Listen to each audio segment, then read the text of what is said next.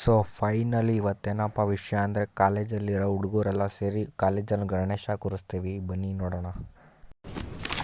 ಓಹೋ, ಜನ ಸಾಗರ. ಕಾಲೇಜ್ಗೆ ಫಸ್ಟು ನಾನು ನನ್ನ ಫ್ರೆಂಡ್ ಇಬ್ಬರೇ ಬಂದಿತ್ತು. ಸ್ವಲ್ಪ ಹೊತ್ತು ವೆಯ್ಟ್ ಮಾಡಿದೆ, ಆಮೇಲೆ ಎಲ್ಲರೂ ಬಂದರು, ಪೂಜೆ ಸ್ಟಾರ್ಟ್ ಮಾಡ್ಕೊಂಡ್ರು.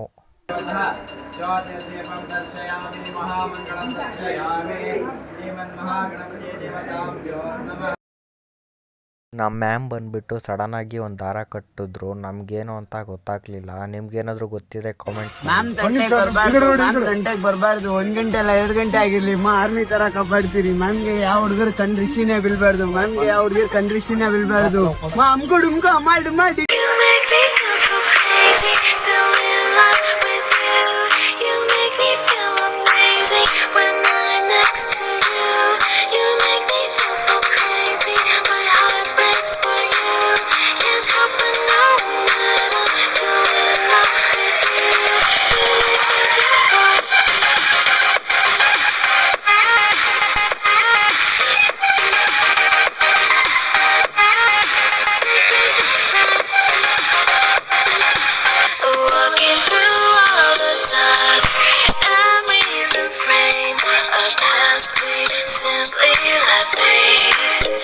ನನ್ನ ಫ್ರೆಂಡು ಪ್ರಸಾದ ಹಂಚುತ್ತಿದ್ದ.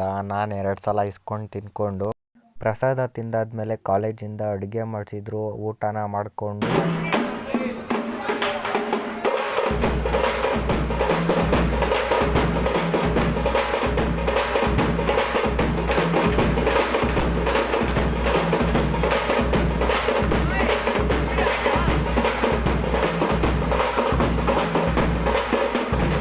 ಟಮಟೆ ತರಿಸಿದ್ರು. ಟಮಟೆನ ನೋಡಿಕೊಂಡು ಮನೆ ಕಡೆ ಹೊರಟ್ವಿ.